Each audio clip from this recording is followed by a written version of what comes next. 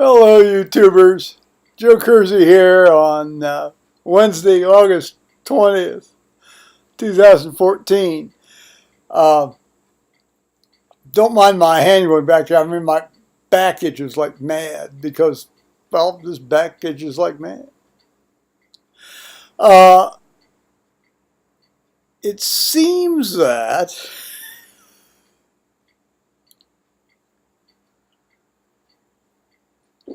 as you notice, like all good YouTubers, I've redone my hair. But what I've done is I've cut the sides and the back here, uh, with a view to getting through the winter.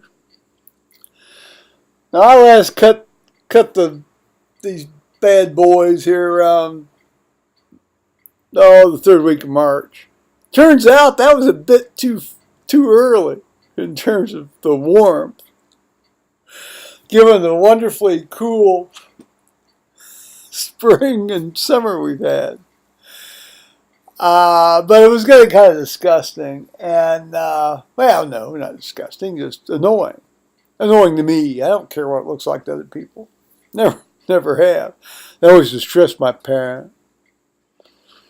They were always very concerned about how, well, my mother especially, how other people perceived us.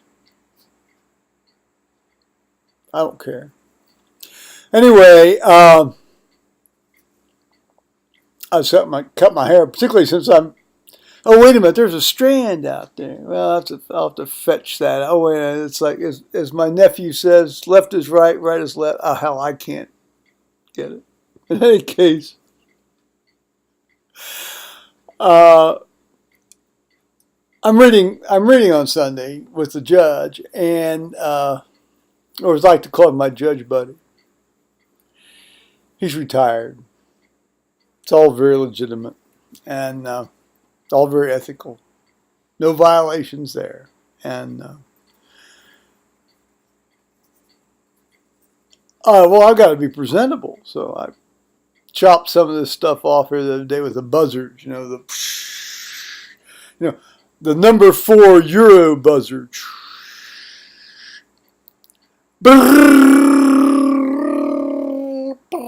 No, I didn't go through the top though because that's starting to thin out. Now I can assure you that no matter whatever happens, I'm not going to be one of these guys that does one of these shaved heads things. No. That. I'm a man. I grow hair in various places, and if some of it won't grow on my head, I'm certainly not going to shave what remains off. I tell you this now. Let those with ears hear.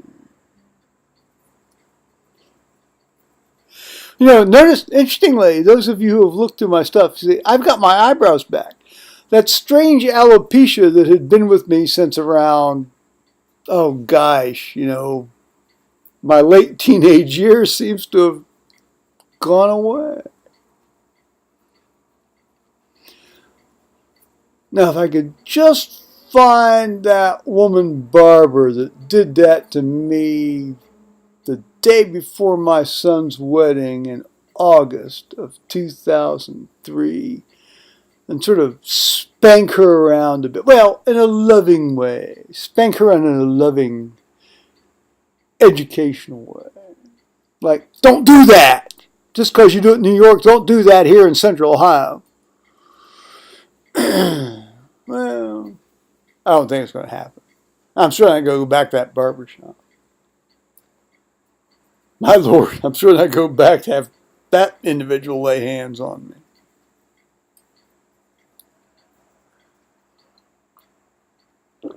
So this morning, I'm going to put my glasses back on so I can see y'all.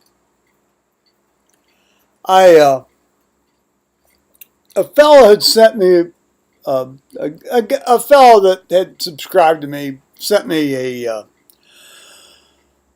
book that he'd written. It was a novel. And it's called The Moulin Huge. And it's, well, I think like a lot of these novels, it's somewhat autobiographical. You know, one of the characters anyway is somewhat autobiographical individual in it. And I said, well, I'd buy it on Amazon. He says, no, I'll send it to you free. So he sent it to me free, which was delightful, and he autographed it and everything. It was great. I mean, what a pleasant gift, you know. And all right, and you know, and you know, it's well written. You know, for what's in it, it's well written. Now look, I'm a gay guy. I make no bones about that. I think it's very clear. And but I'm not one of these guys that's into drag. I've certainly never called another man by a woman's name. No, no, no, no, no, no, no, no. You know, when I met Paul, I was, you know, shortly after I met him, I discovered that he had done this. He had dressed up for some sort of drag show at the Kismet bar here in Columbus. And he showed me the Polaroid pictures and this. And it wasn't just him. I mean, it was, you know, Louis and all these, you know. I was kind of thinking this might be like a deal breaker, you know. And I don't care if you appreciate it and want to go watch it. I've since done so. I mean, I don't appreciate it. I go watch it, you know, if I'm with a group of people that want to watch it. I keep my mouth shut. But it's just something I've not. Yeah, it's an art form, you know, and I certainly enjoy La Cage of Foes or The Birdcage, and I saw that at Mershon. I've seen it in the movie theater. I actually saw it at the Palace. I've seen it 3 times, and with various productions. But you know, but I watch it for the underlying emotional content rather than seeing all the fluffy bullshit that goes on. I mean, if you're a guy, act like a guy. Now, I like guys, act like a guy. If you're a guy, act like a guy. If you like guys, act like a guy. And so, and I think Paul's coming home now.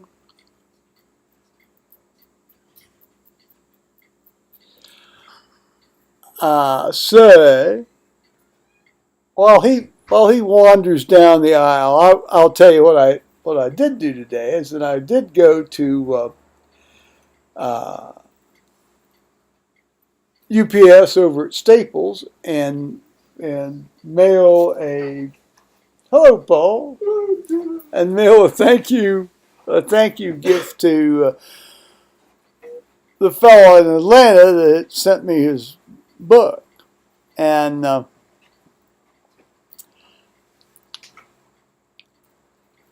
that you know, packing it up took a bit of a time because I don't really have much. I don't have any newspapers to stuff. You know, so I ended up using trash bags, and I did have a long string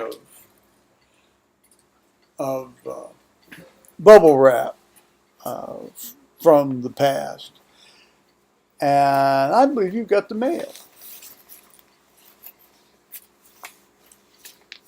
Okay, hi gun collectors. Ads. And ads. Okay, well good. You gotta love the high gun collectors. I'm a life member.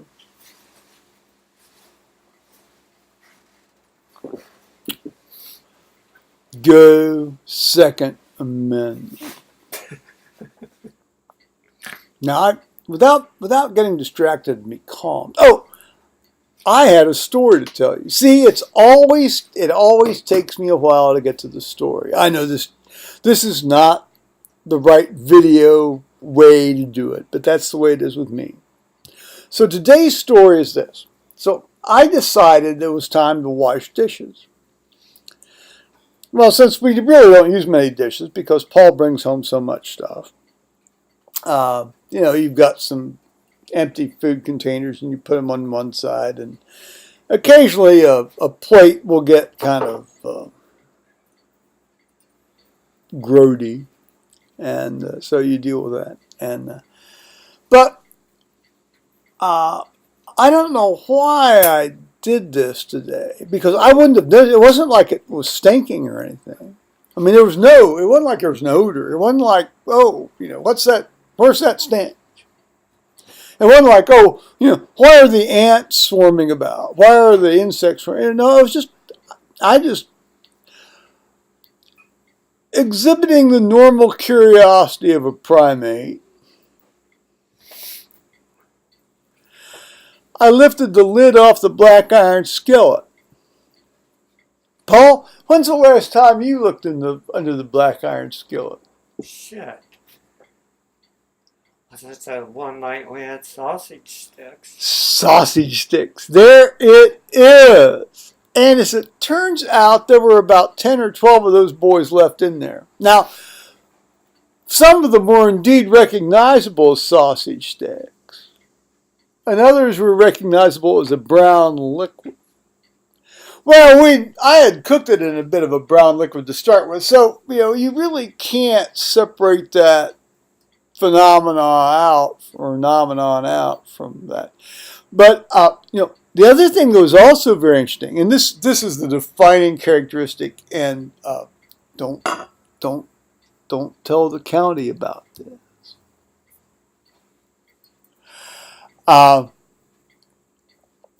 Is that there were a bunch of maggots sort of eating away on it. Well, there wasn't that much to eat at that point. And indeed, the ones that had gotten done eating were starting to pupate, and instead of pupating in the pan, they went outside the pan to pupate. And I kept looking at this stuff, over time, over the last couple of weeks, and I thought, well, hell, I'm not spilling that much stuff while I'm cooking stuff. I'm not cooking that much stuff anyway. I'm just heating up stuff Paul brings home.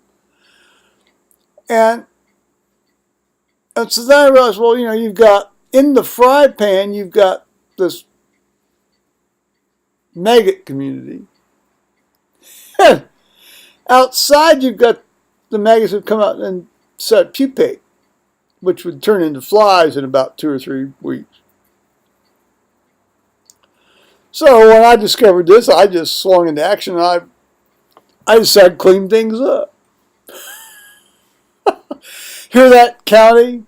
I decided to clean things up. You're okay. All is well.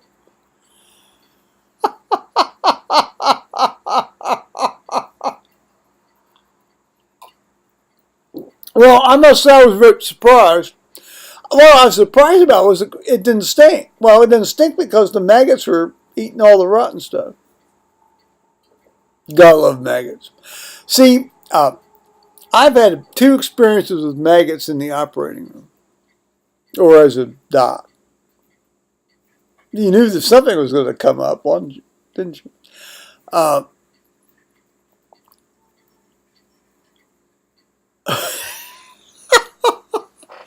We had a woman, God bless her. She had been burnt in a fire, and she had had 3rd-degree burns, and she had a big burn scar on her chest. She was trying to light her gas water heater or something, and it blew up on her, and she got kind of a 3rd-degree burn. And it wasn't like a huge 3rd-degree burn. It's 3rd-degree burn. I mean, it gets down where you're down. Excuse me. So they discharged her home finally, and the idea was that they debrided the burn wound, and the idea was that she would then take care of her burn wound. But it turns out she did not. Well, it's a bit of a tiresome thing to do, isn't it? So, somehow she came in the ER, was brought into the ER or something, and she's got... Now, the eschar was off. The third degree eschar was off. But she had this teeming bit of wildlife on her chest. And so the idea was, don't deal with it in the ER, just bring up the ER. And what we did, see, one of the things you can do is, at that point, if you have ether, which most hospitals don't have ether nowadays, but at that time we had ether. And if you flood the area with ether, it sort of dissolves these maggots and they go away. And it also penetrates through the tissue. It's like acetone. I imagine acetone would do the same job. Ether's probably more effective because it's probably a bit more soluble and fat, water, and then fat soluble going into the tissues. But so that's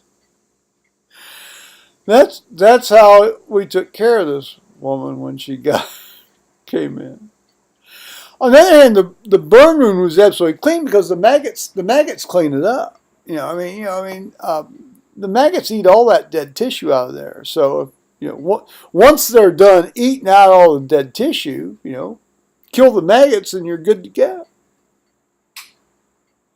That's a good motto, isn't it? Once you kill all the maggots, after they're done eating the dead tissue, you're good to go.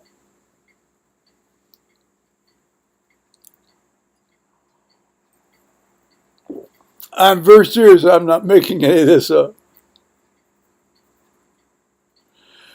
So, I basically what I'm telling you is I decided to do my dishes today. This is an extended story about doing my dishes. So, it worked out well. And Paul got home safe. And no bad news came in the mail. Thanks be to God on that one, because Lord knows, you can get all sorts of nonsense comes in the mail from time to time. So, on that note, I'm going to say bye-bye, YouTubers.